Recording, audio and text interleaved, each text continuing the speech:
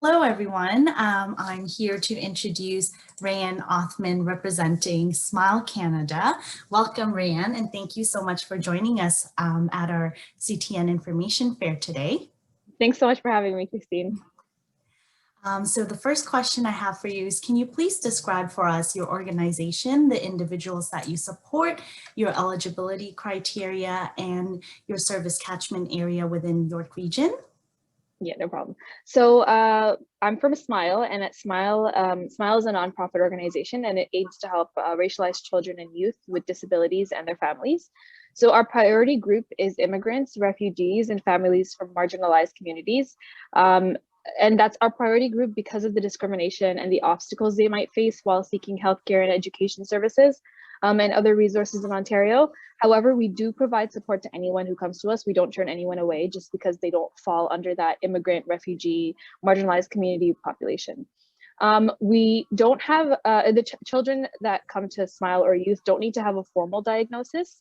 But the child could be, for example, like delayed in speech or experiencing some sort of developmental or behavioral setbacks. But we do get a lot of children who have formal diagnoses. And our child age group is from 0 to 15 years old. And we also have a youth age group, and that's 16 and up. And we don't have a specific catchment area. We do work with everyone all around Ontario.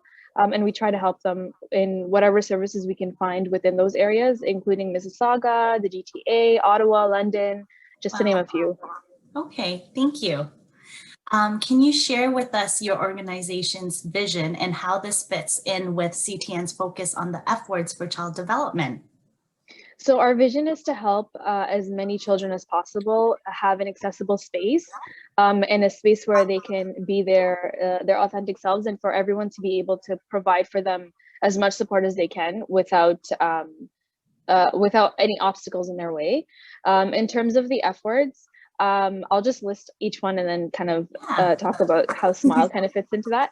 So for function, we focus a lot on accessibility devices, adaptive devices, technological devices that can help families and these children function in whatever space they're in. So, also learning how a child does certain things. We do this through the intake process and the assessment. We do like a needs assessment. We learn more about the child. So when you learn how a child does certain things, you're able to provide them with those resources whenever you're at a specific community space so that they can move around freely or communicate freely. In terms of family, family is a really important thing for us at Smile. Without the family, the child can't, the child has a harder time, right? So if the family is not doing well, it's hard for them to provide for that child. So we focus a lot also on the family, not just on the child. So we have some family members who require a lot of support, whether it's health support or psychological support like mental health or therapy, and we try to offer them that so that they're able to help their child as well, right? Because caregiver burnout is a huge thing.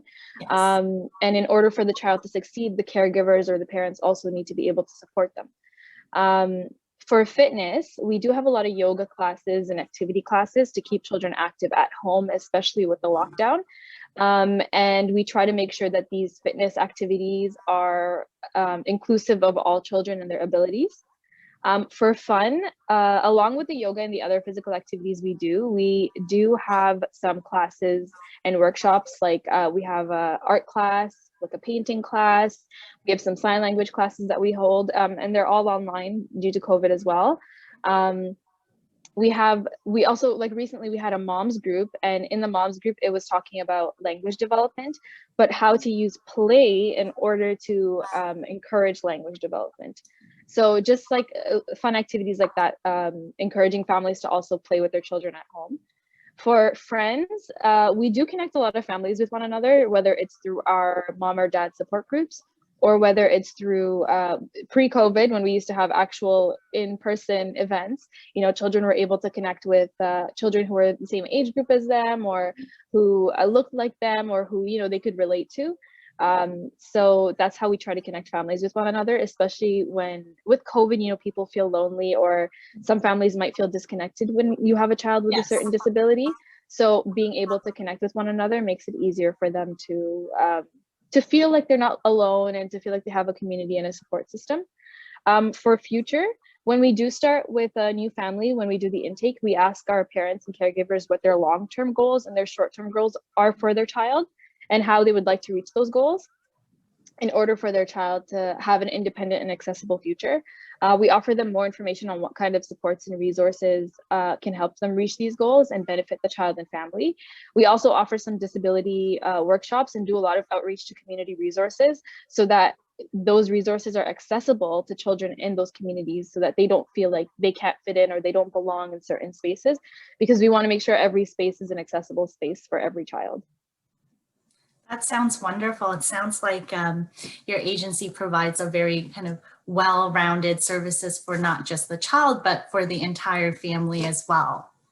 Can you briefly explain what services supports you are able to offer families right now, considering the current COVID-19 restrictions? So we moved a lot of our programs online. A lot of our programs have gone virtual. For example, we have our parent coaching program where we're able to offer caregivers a chance to have 5 sessions that are covered by Smile with a therapist who is either a behavior therapist, a speech and language therapist, an occupational therapist, or a psychotherapist, so that they can learn different skills and strategies and techniques that they can use at home in order to help their child develop certain those goals that they're aiming for. And this is very important because a lot of families are unable to actually go into certain centers, for example, a behavior clinic or a occupational therapy clinic due to the COVID restrictions. So this is kind of a little relief for them at home as well. We also have mom and dad support groups where parents and caregivers can connect with one another. And there's always a topic that's centered around these support groups where a professional is there. So whether it's self-care tips or how to support your child at home and keep them active during COVID, or how to keep them, how to prevent them from being bored and keep them engaged. We also have a tech drive, and our tech drive offers families with technological devices like tablets and laptops in order for their child to attend online schooling, or so that they can also use certain programs that are online to help their overall growth as well. And we also do emergency deliveries for like necessities that families need when they can't go out due to COVID. For example, if they have their children at home now with school being locked down and they can't go out to the grocery store with their child, we offer deliveries like diapers or food or anything that they really need that's an emergency necessity. Okay, thank you. That sounds like a lot that you're offering families right now, which is wonderful. We'll share your contact information at the end of this video so that families can connect with you if they have any further questions. And we want to thank you again for joining us today and sharing more information about Smile Canada with our CTN families. Thank you so much, Christine. Thanks for having me. Thank you.